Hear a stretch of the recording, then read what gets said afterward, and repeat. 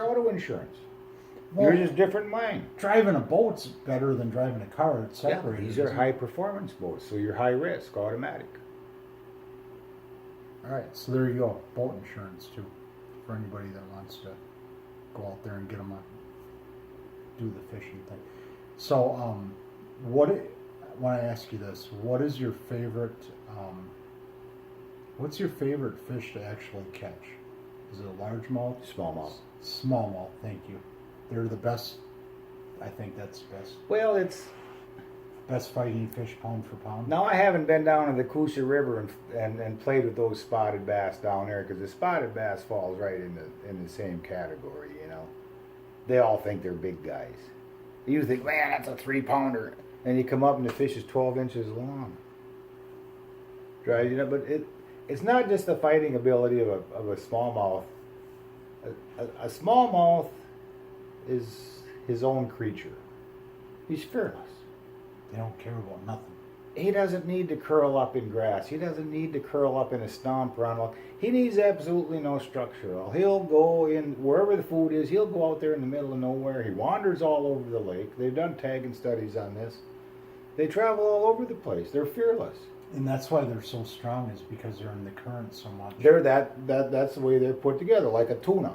They're not ambush predators like a largemouth. Right. They don't sit They're in weeds they're active hunters. and wait for a frog to come. But they're also like a tuna. He's designed to run in the ocean and make big migrations and everything. And a smallie, he just thinks different. He eats the highest protein meals in the lake. That they eat crayfish. they eat a lot of insect larvae. You know, I don't know. I just find their whole psyche just so unique compared to a largemouth. I love smallies. They're just a neat animal. But while we're talking about smallies, up here in the North Country, a 3-pound smallie can be 15 years old. No shit, huh? Only 1/3 of the population spawns every year Of the smallies? of the smallies. No kidding. Scientific fact. That blew my mind. Whereas a 3-pound The king's mind's a blown. 3-pound largemouth is probably 5 years old. Right. Five to 6. Because I know, like, muskies kind of grow an inch a year. Typically. Spurts or whatever. Mhm. But, if you catch a 30, 40-inch muskie, I mean, it's probably a 20-year-old fish. Yeah, but Maybe 15. a lot of that depends on the forage and, Well, and yeah. things of course. But yeah, he'd probably be on the short side, between 15 and 20. I got a dumb question for you, and I don't know how much you know about fishing, but probably more than me. Actually, it's a scientific fact. This guy knows more than the Kingding. I'm kind of really full of shit. I got that disease, but why don't muskies, I don't even know if you know about muskies, but why don't muskies live in warm water? I mean, can you imagine if you put a 40-inch muskie in Lake Okeechobee or something? I mean, why they just don't? They can't live Boy, there? What's the problem? they do to an extent, because they've taken them down to Tennessee and Kentucky and some into Missouri and planted them, and I guess they do all right, but they don't. Like I say, they don't thrive. Scientifically, why they don't, I couldn't tell you, but it's just not part of their niche. They do whatever it is they do up here. They're genetically programmed. Well, they're originally they're not a lake fish; they're a river fish. And so when they started making all these big reservoirs like the Chippewa Reservoir and things like that, and the Flambeau, well, zoom! All of a sudden, we don't have to fight current all day. All we can do is eat, and that's when they grew into these monster world record muskies that we had. 69 pounds, right? I think it's something like that. Disputed 69 pounds, I think it's So what's the biggest fish you've ever caught? Freshwater. carp. A carp. Yeah, probably in the 40, 50 pound bracket. Yeah. I had a flathead catfish that was probably in the 50 pound bracket. If I held him up to my chin, his tail was still dragging on the bottom of the boat. Too bad you can't eat them, really. Well, you could. Well, that's what my partner says. Geez, you're throwing that back. I said, man, I can't kill a fish that's as old as me. Obviously, this was 30-some years ago, but I said, I can't kill something as old as me. So what's your biggest largemouth bass? Oh, before I lie to you about it, No, you can lie. It's a Kingding fishing it was show. it was a 7 pound 2 ounce on Table Rock in like March on an Alabama rig, But smallmouth or largemouth. Table Rock, isn't that where Bill Dance fishes? Could be. He fishes all over. I suppose. I Probably think he's a Georgia boy, isn't he? He spends a lot of time in No, those Bill Florida. Dance is Tennessee. Yeah, but he spends a lot of time in them Florida line pits. Yeah. Where did Bill Dance go? I haven't seen him in a long time. Boy, I don't know. He's getting so old and crippled up. I don't have cable at home, so I really I couldn't tell you if any of these shows are still on. I know I seen Roland Martin on his kids' YouTube thing or whatever. The guy's 60 or 70. They're all older than I me. can't say this because I think he's 76 years old or something, but he looks like a kid and he's happy and, you know. Well, I'll tell you a laugh. We just had a tournament down here at Prairie du Chien, and I was talking to Sam Ritter, who is Jeff Ritter's dad, who ran the Bottom Feeders show on TV, which I guess they're not doing it anymore. Anyway, Sam is his dad. Sam is 76 years old, and he says, "You know what? My boater is 10 years older than I am." Oh, no. He says there's a lot of experience in this boat. I had one more question because we only got 7 minutes. What is the biggest like mistake a bass fisherman can make? Is it staying on a certain pattern they think is going to work? Is it not moving as fast as they should? Is it the hype of, oh, the water rose a foot, so I think they're going to be in shallow water? What's the biggest, what's the biggest mistake You have to make adjustments every cast to get right down to it.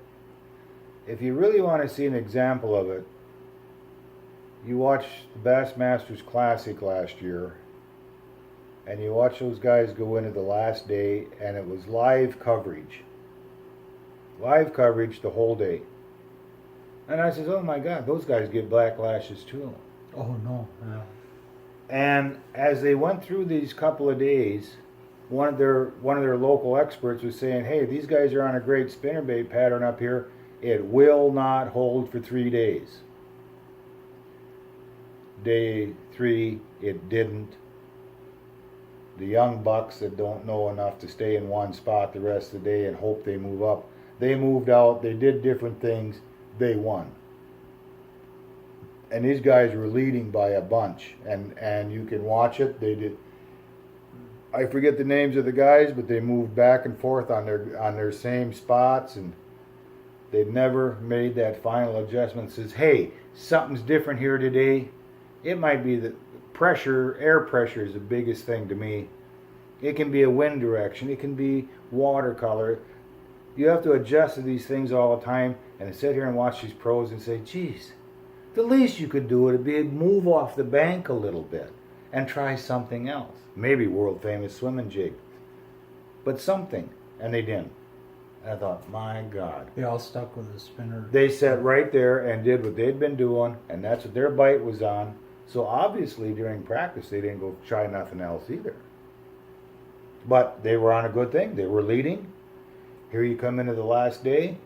It's 10, 11 o'clock in the morning before the brain says, there ain't no fish here. Now what do you go do? Do you have time to adjust? The guys that adjusted won it. You run out of time. And that's the hardest thing for me to do. They say, this ain't working. Right. Because Well, you want to stick to it ain't working, but what else am I going to go do? I didn't do nothing else. I put all my your eggs in one basket. yeah, I got all my clams in this one deal, you know. Here I am. So, but you know, I wish I had more time to talk to you. Or 3 minutes to go here. I just want to thank you, really, because the Kingding Fishing Show needs people. A lot of help. That's true. These old guys they know it. The other piece of advice: isn't it? If fun? it ain't fun, don't do it. Yeah. There's nothing. This is the most self-humiliating sport compared to golf. Golf is second to this. Probably. Absolutely. This is you and the fish. It's all for the love of Because when you get really mad and it's really an ugly day at golf, you can whack that little son of a bitch and send him clear over there. or take it out on the waitress. You just lose, man. You just lose bad. You go home empty. I don't care if it's practice or what you're doing. When the fish win, which they usually do, you go home empty-handed. And that is very hard on a lot of egos. I see them come, and they're all powered up, you know, and man, they get humiliated in a tournament or two. These guys are gone. You don't see them again. They're gone. So let me ask you this, because we don't have any time left, because, see, it's fun. You talk about egos. Have you ever met an egomaniac like the Kingding that says, hey, Tim, we need to have an interview in the hotel room? Was it a good experience for you? Was it a good time? That's a good experience. I've had a lot of good experiences. I'm just trying to figure out if this, ranks with. It's got to be almost better than sex, huh? I mean, well, you'll find in your old age there's a lot of things, and most things are better than sex. And a lot less messy. And not as expensive too. Oh, a lot cheaper. And it's the only thing more expensive than fishing. I tell you what, kids, it's the bottom line that I take out of it. Fishing is for the love of the sport. Purely for me. It's not about the money. I just love doing it. If fame comes, and this guy will go fishing with we all me. want our 15 minutes of fame before we die, and I'm a lot closer than most people. There you go. Well said. So I want to thank Tim Brogan for sharing this little insight with it. Hopefully, I didn't offend this guy too much. I want to take him up on the Chippewa River, catch some muskies and some big smallies. Oh no, we got about a minute left. So I want to thank you, sir. Yeah. Appreciate it. I love your candor. I love you. Appreciate the time we had for the couple of days here. You want to say anything to the camera there? You got about 40 seconds. Keep your hook sharp. Keep lines tight. Keep the lines tight. Oh, no, you fish a slack line, but you gotta have a sharp hook. Sharp hook is important. Sharp hook, yes. But I appreciate your time. I want to thank my audience, my potential sponsors, Kingding Fishing Show. More to come. Thank you. Run for cover. Run for cover. See you kids later. Got to wave to the audience. Good show. Good show. High sign. Excellent. No, You don't know high sign. That's it. It's gone. You never watched Little Rascals, did you? No, look at it's done. It's all done. 40